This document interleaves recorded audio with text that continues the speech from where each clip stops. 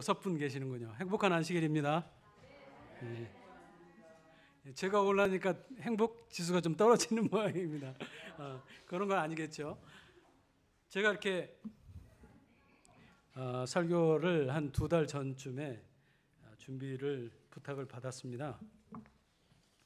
근데 이제 제가 김진국 집사님처럼 큰 컨셉을 가지고 이렇게 큰 흐름을 타는 그런 스타일도 아니고, 또 어떤 특이한 아이디어를 가지고 이렇게 생활에 묻어나는 얘기를 하시는 김영권 집사님 같은 스타일도 아니고, 제가 이렇게 어떻게 하면 될까, 어떻게 하면 중간쯤은 갈까, 이런 고민을 되게 많이 했습니다.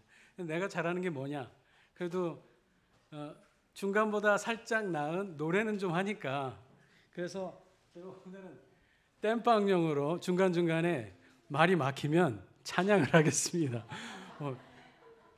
그 외국 교회를 다니다 보면은 찬양 사역 하시는 분들이 계셔요. 그래가지고 찬양을 부르고 또 그 찬양에 맞는 자기의 이렇게 신앙 간증 같은 거를 이렇게 섞어서 이렇게 얘기를 하시는 거를 보면서, 우리 한국 교회도 제가 포문을 열면 괜찮겠구나. 예림이가 나중에 가스펠 싱어가 된다고 한 적이 있었거든요. 그래서 그런 생각을 해보고, 그리고 아까는 과자로 때웠지만 이번엔 찬양으로 때우는 거는 아닙니다. 사실은 그거를 이렇게 부스팅을 받아서 좀 잘 해보도록 하겠습니다.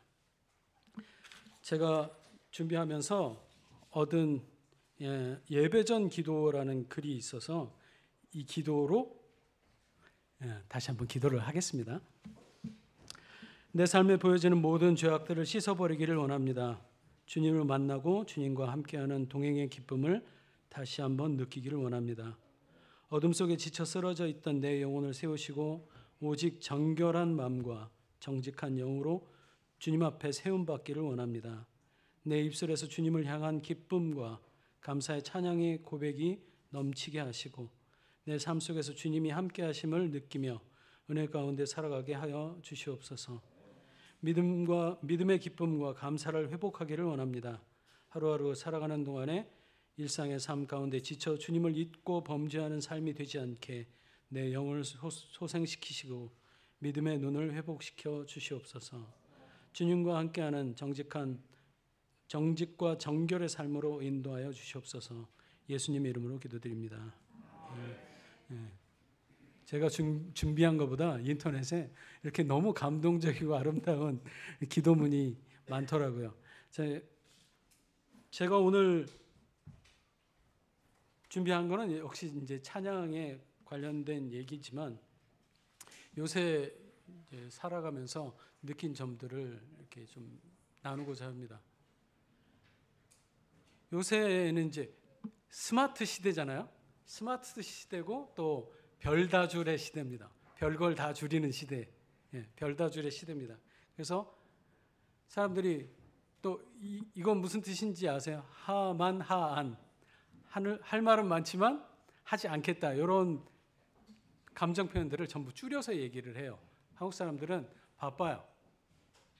또 요새 이제 예능 프로그램들을 보면 삶에 찌들려 있기 때문에 예능에서까지 그 삶에 찌들린 것들을 보고 싶어 하지 않아요. 그래서 다 먹으러 가거나 여행을 가거나 한 얘기만 가득합니다. 찬양이 줄어드는 시대가 오는 거죠. 저조차도 이렇게 말씀에 이걸 준비하면서 이렇게 이것저것 많이 살펴보니까 내가 얼마나 말씀에 등한히 하고 살았구나, 이런 현실 자각 타임을 가지게 되었습니다. 요새 이제 지난주에 이태원 사태 때문에 제 마음이 되게 무거웠어요. 가슴에 맷돌을 얹은 것처럼, 삶이, 그러니까 교회 오고 크리스찬이 되고 또 좋은 사람들 안에 있으면 세상이 이렇게 그렇게 험악하지 않다라고, 또 험악해도 교회 안에 있으면 조금 더 이렇게 위로가 되고, 안식일이 있기 때문에 위로가 되고 위로가 되는 그런 시간을 보내와서 그런지, 이게 이제 그런 이태원 사태를 듣고 나서 너무 가슴이 아픈 거예요. 물론 어떤 분은 이제 그 이교도 파티에 가서 그런 일을 너무 그런 생명의 가치를 한꺼번에 무너뜨리는 그런 발언을 하시는 분들이 있어서 너무 속이 상했어요. 그것도 그 같은 날에 필리핀에서도 150명이 그 홍수로 인해서 죽었어요. 우리는 뉴스에서 너무 많은 사람들이 상상치 못하는 단위의 사람들이 죽어가는 거를 우리 매일 접해요. 근데 우리가 너무 많이 접하다 보니까 이렇게 말도 안 되게 죽은 거 외에는 또 그닥 이렇게 현실에 와닿지가 않는 거예요. 우리가 점점 이렇게 무뎌지다가 영혼의 소중함을 잃어버리는 게 아닐까 이런 생각이 갑자기 들었어요. 그래서 되게 이렇게 힘겨운 삶을 살고 있었는데 거기에 이제 정점을 찍는 일이 어제 있었습니다. 어제 제가 이제 저희 그 웨어하우스에서 일하는 대부분의 저 말고는 필리핀 분들이 아줌마들이 되게 많으실 때 패키징을 하시거든요. 자동차 부품들을 패키징을 하시거든요. 그분 중에 이제 제가 제일 친하게 지내는 한 분이 일하다 말고 한쪽에 와서 전화를 받더니 계속 울면서 무슨 얘기를 하는 거예요. 필리핀어니까 제가 못 알아듣죠. 알고 봤더니 그 이제 저쪽 반대편 웨어하우스에 이제 집이 머니까 누군가를 픽업을 해가지고 와야 되는 그런 팀이 있었나 봐요. 그래서 픽업을 하러 갔다가 차를 후진했는데 그 사이드 미러에 그 이제 기다리시던 분이 치였어요. 쓰러지셨는데 잘못 쓰러지신 거죠. 그래서 과다출혈로 돌아가셨어요. 근데 이제 이게 필리핀 분들이 많다고 했잖아요. 가족들이 많아요. 그러니까 이제 경기를 하시면서 계속 우시는 거죠. 근데 마음이 너무 아픈 거예요. 오늘 버젓이 그냥 일찍 출근을 해서 같이 이렇게 즐겁게 차를 타고 가는 20, 30분 동안 떠들면서 평소 같았으면 그랬을 분들이 한 사람은 자기 과실로 인해서 사람을 죽게 했고 한 사람은 그냥 죽은 거예요.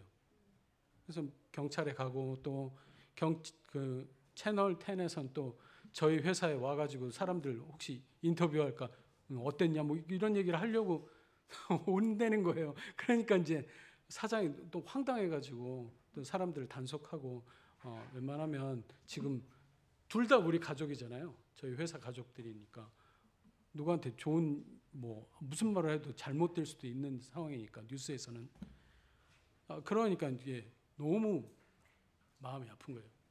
이게 가슴이 눌리고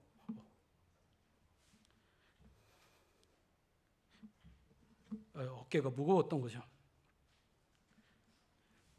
그러니까 제가 얼마 전에 저희 교과 공부를 하면서 하나님을 믿으면 이런 일이 없어야 되지 않느냐 이런 얘기를 해요.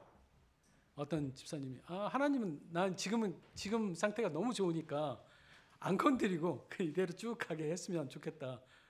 제발 내 신경 좀 안 건드리고 지금 복 주신 만큼만 해서 쭉 밀어줬으면 좋겠다라고 얘기를 하는데 제가 그런 얘기를 했어요. 이 세상은 하나님이 다스리는 나라가 아니다. 괴로움과 슬픔이 많은 세상인 거죠. 우리가 어떻게 될지도 사실은 모르잖아요.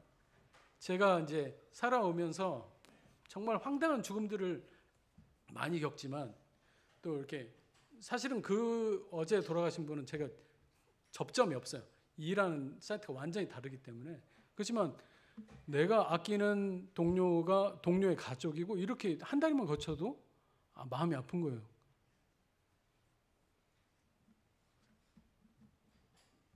그 이제 한 50이 이렇게 넘고 보면은 주변의 사람들이 이렇게 뭐 사고로도 돌아가시고 뭐 안 좋은 일로도 돌아가시잖아요. 그럴 때마다 죽음을 어떻게 받아들여야 될까? 제가 너무 가슴이 아파서 제가 이제 매일 톡을 받는 권문섭 목사님 또 새벽 천수답 하시는 병주 형님도 제가 학교 같이 다녔기 때문에 형님한테도 메시지를 보내서 이 마음을 어떻게 해야 됩니까? 딱히 답이 없는 거예요. 우리 하나님밖에는 답이 없는 거예요. 답이 없어요. 답이 없는 세상에 사실은 하나님 외에는 답이 없는 세상에 우리가 살고 있어요. 되게 답답한 세상에 살고 있어요. 근데 하나님은 그런 답답한 애들을 살리려고 오신 거죠. 제가 찬양을 뭘 준비를 했냐면 595장 찬양을 준비했는데 한번 띄워주실래요?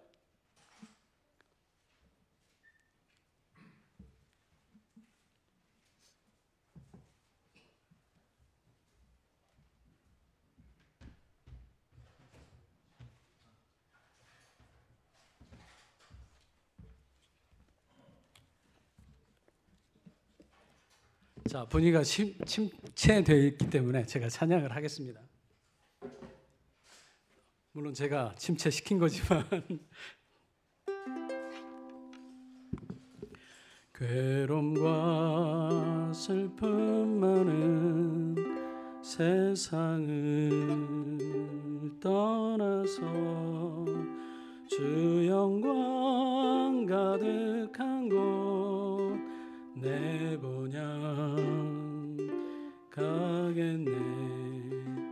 인내한 우리 주님 반가이 모시면서 기쁜 찬미 부를 날 손꼽아 그리네.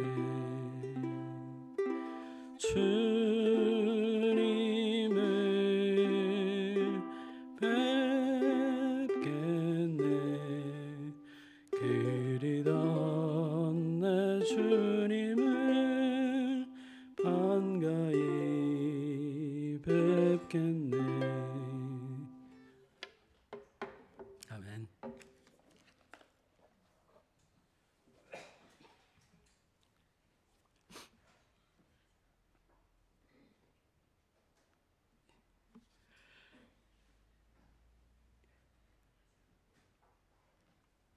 잠언 4장 23절엔 이런 말씀이 있습니다. 무릇 지킬 만한 것보다 내 마음을 지키라. 생명의 근원이 이에서 남이니라.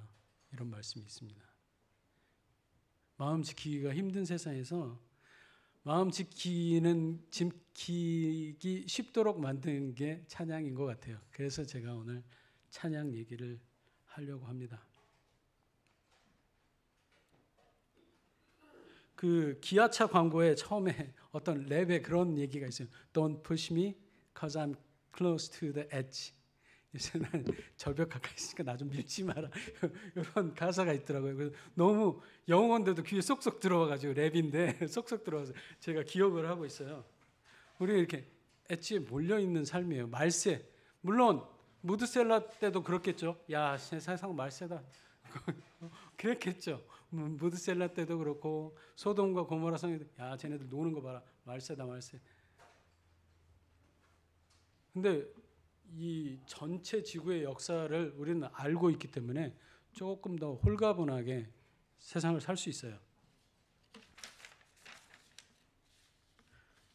근데 문제는 세상 밖에 어지러운 실정도 있고, 근데 교회에는 옛날에 그 도피성처럼 좀 이렇게 가면 그냥 모든 죄에서 면제받고 좀 있는 동안은 편안했으면 좋겠는데, 사실 교회에서도 문제가 있어요. 말이 있는, 인간이 있는 곳에는 말이 있고, 말은 성격을 반영하고 성격은 차이가 있기 때문에 서로에게 상처를 주는 일들이 되게 많이 있더라고요. 제가 사실은 예전에 집사님들을 겪었을 때 느꼈던 이 안타까움, 말이 안 되는 왜 저러지? 이런 것들을 예화를 들려고 했는데 그러면 좀 안 좋을 것 같아서 제가 다른 얘기를 하겠습니다.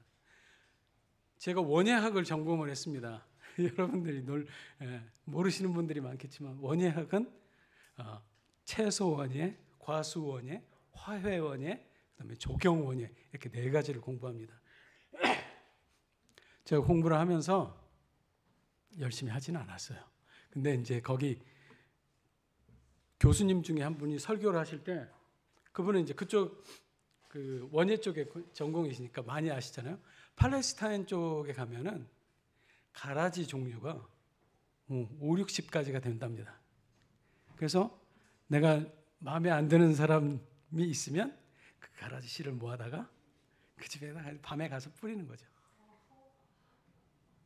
그런 일이 성경에 왜 가라지 얘기를 했는 줄 아세요? 그런 일이 있어요. 복수를 하는 거죠. 야, 한번 당해봐라 이러면서 밤에 가라지 씨를 열심히 준비해서 뿌리는 거예요. 자랄 때까지 비슷해. 몰라. 저 어렸을 때 그렇게 외갓집 가면은 형이 이렇게 논이 이렇게 완전 녹색이에요. 녹색인데 중간에 쑥 들어가가지고 뭐 하나 뽑아요. 그 형 눈에는 그게 피가 보여요. 피가 보여. 나는 아무리 봐도 안 보여. 다 똑같아. 다 벼 같은데. 그 형은 들어가가지고 에이씨 이러면서 쭉 뽑고 또 저쪽 가서 뽑고 이러면 깨끗해지는 거예요. 가라지가 금방 뽑혀. 그 사람한테는. 근데 여기 가라지가 있는 거예요. 근데 제가 이제 가라지 얘기를 하면 그 사람이 가라지 아니야 막 이런 얘기를 하는데 저는 제 얘기는 제 마음에 들어와 있는 가라지들을 얘기를 하는 거예요. 마음속에 가라지들이 자꾸 심기워져 가지고 그 가라지들이 너무 많이 자라가지고 가라지들이 얘기를 해.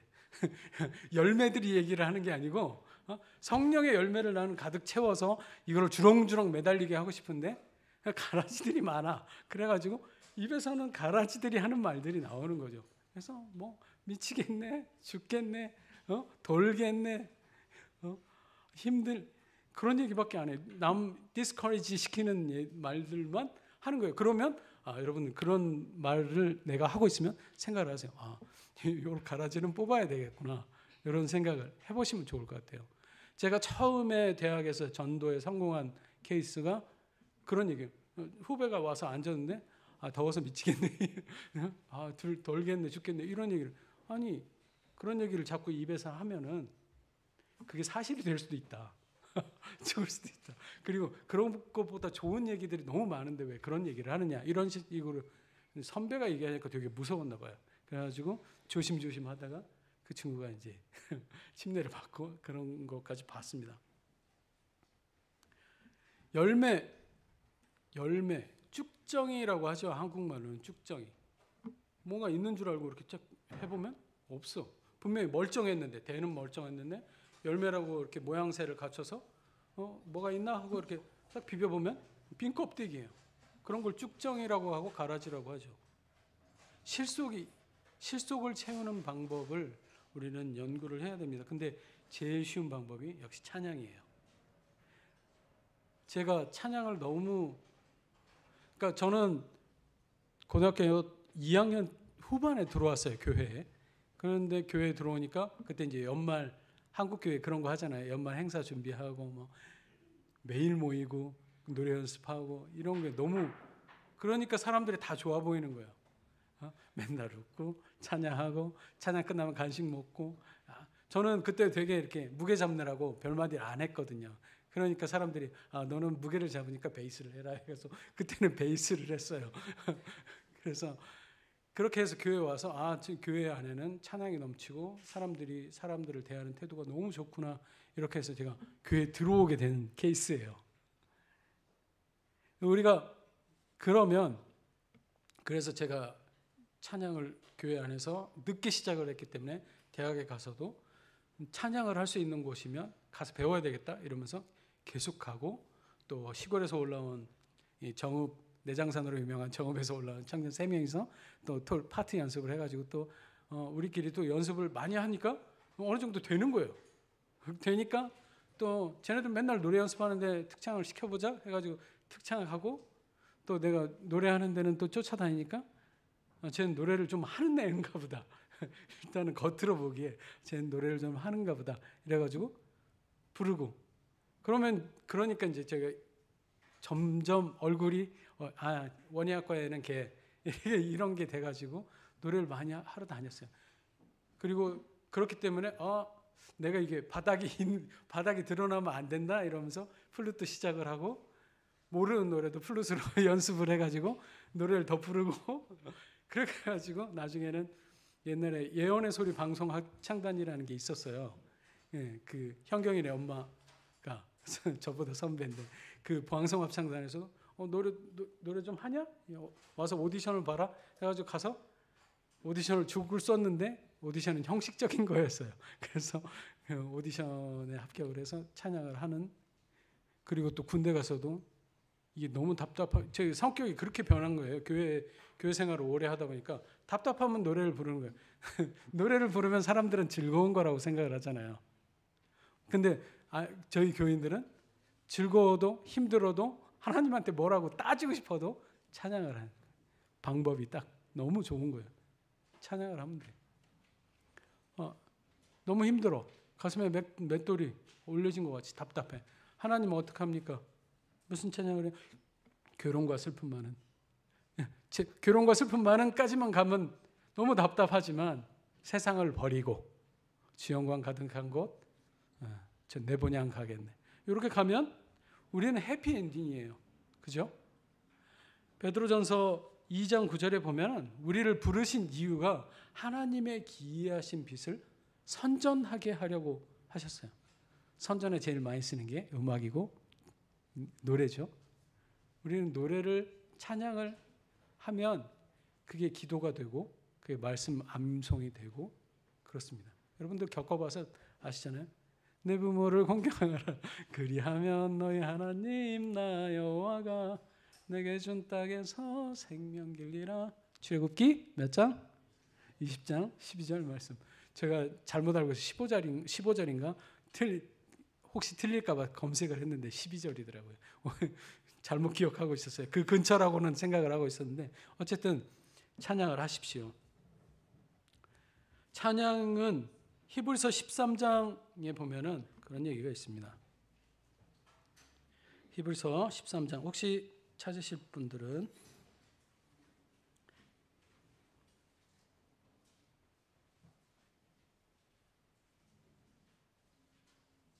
히브리서 13장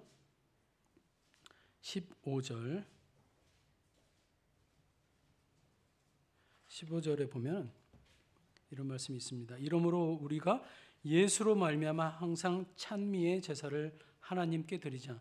이는 그 이름을 증거하는 입술의 열매니라. 하나님이 이거 약간은 감사의 보답, 감사합니다.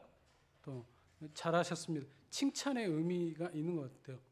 그래서 하나님이 우리한테 해주신 많은 것들을 감사하고 찬양하고 이런 일들이 우리 삶에 있었으면 좋겠습니다. 458장 찬양을 제가 한 곡 더 하겠습니다.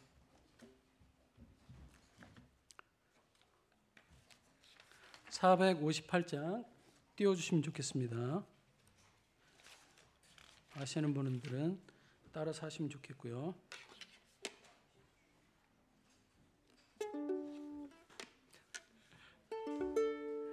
내 모든 소원 기도의 제목 구주와 같이 됨이로다.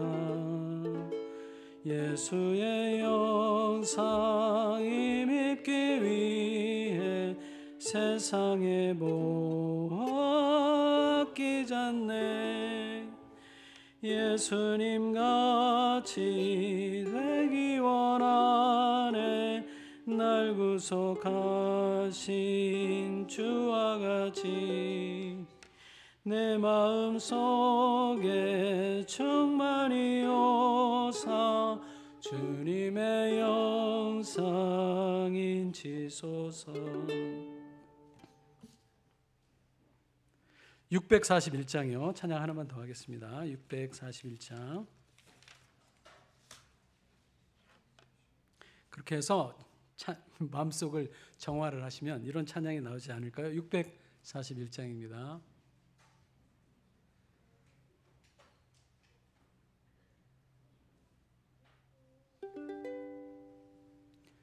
내 영혼의 그 깊은 데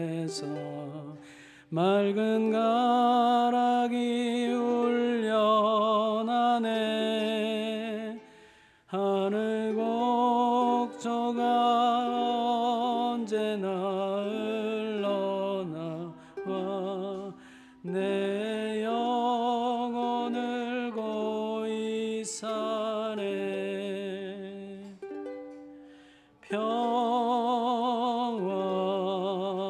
평화로다 하늘 위에서 내려오네.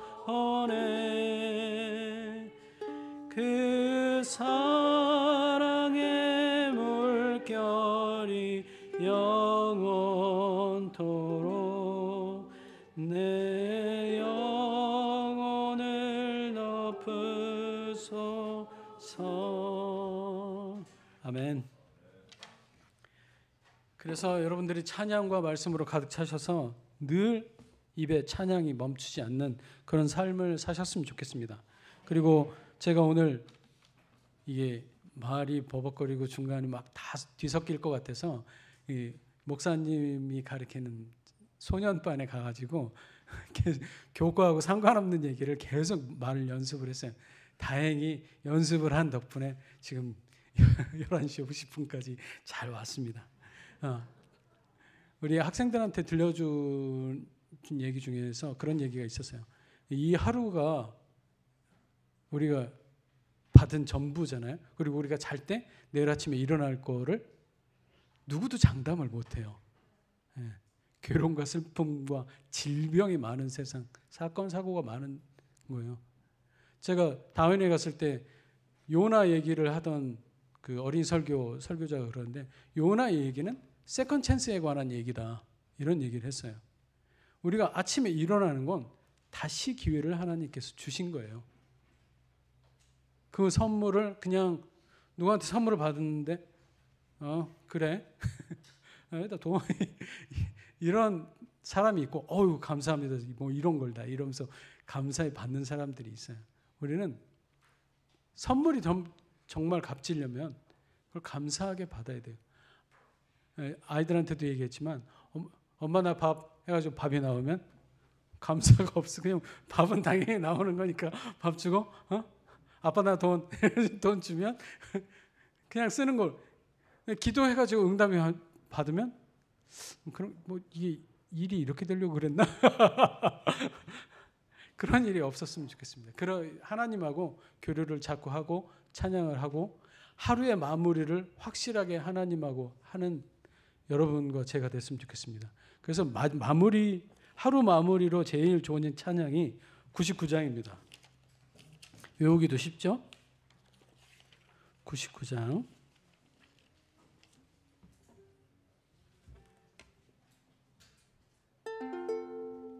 내 오늘 남을 삼게 했거나 또 남을 실족하게 했거나 혹 욕심 따라 행하였거든 사소서.